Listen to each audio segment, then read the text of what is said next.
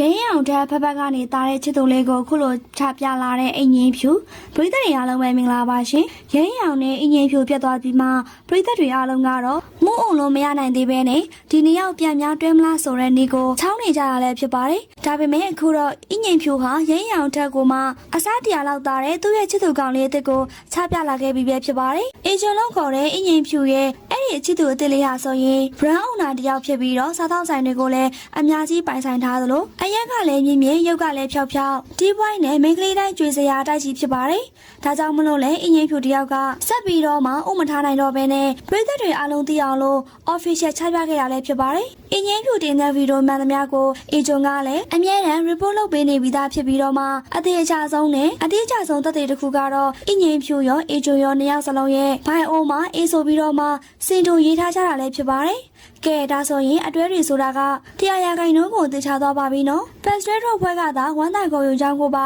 ချီကျူးထောပနာပြုထားကြတာကြောင့်မလို့ကဲပြည်သက်ကြီးတို့ကရောဒီအတွဲလေးနဲ့ပတ်သက်ပြီးတော့ဘလို့အမြင်လေးတွေရှိရဲဆိုတာခေါင်းမမရေးသွားပြခဲ့ကြပါအောင်နော်။အတေးကခုလိုပတ်သက်မှုတွေဖုံးမရအောင်ပေါ်လာတဲ့အောင်စမုံနဲ့အင်းရင်ဖြူပြည်သက်တွေအားလုံးပဲမင်္ဂလာပါရှင်။ဆက်မင်းသားအောင်စမုံနဲ့မော်တဲ့အင်းရင်ဖြူတို့ဟာအခုလက်ရှိမှာတော့ဘလို့ပတ်သက်မှုတွေမျိုးမှမပြကြပေမဲ့ဟိုရင်တစ်ချိန်တုန်းကတက္ကသိုလ်တစ်ခုထဲမှာအတူတက်ခဲ့ပြီးတော့တကယ့်ကိုခင်မင်းရင်းနှီးကြတဲ့သူငယ်ချင်းရင်းကြီးတွေပဲဖြစ်ပါတယ်။နှစ်ယောက်စလုံးကအနုပညာကျောင်းဆင်းတွေဖြစ်ကြပါတယ်။အဲ့ဒီချိန်တုန်းကဆိုရင်အောင်စမုံကအချောဆုံးအခန့်ဆုံးကျောင်းသားတစ်ယောက်ဖြစ်ခဲ့တာကြောင့်မလို့သူတို့တက္ကသိုလ်မှာကင်းမှာအင်းငယ်ဖြူတစ်ယောက်ကလည်းခေသူမဟုတ်ပါဘူး။ preset တွေဖြစ်ခဲ့ပြီးတော့မှThe Bad Mind စုကိုရရှိပိုင်ဆိုင်ခဲ့သူတစ်ယောက်လည်းဖြစ်ပါတယ်။သူတို့နှစ်ဦးကကျောင်းဝင်းခါနီမှာတငယ်ချင်းတွေထပ်ပေါ်ပြီးတော့ဆက်ဆံရေးတွေနဲ့လူမသိသူမသိပတ်သက်ခဲ့ကြဘူးကြောင်းကိုလည်းတရေအစအနတေးသေးလေးတွေထပ်ပေါ်ခဲ့ပူတာလည်းဖြစ်ပါတယ်။ဒါပေမဲ့တကယ်ဟုတ်မဟုတ်ဆိုတာကိုတော့ဘယ်သူကမှအတိမပြုနိုင်သေးပေမဲ့အောင်စမုံနဲ့အင်းရင်ဖြူတို့တစ်ချိန်ကပတ်သက်မှုရှိခဲ့ဘူးတဲ့ဆိုတာကိုတော့ဒီပုံလေးတွေကသက်သေပြနေရလဲဖြစ်ပါတယ်။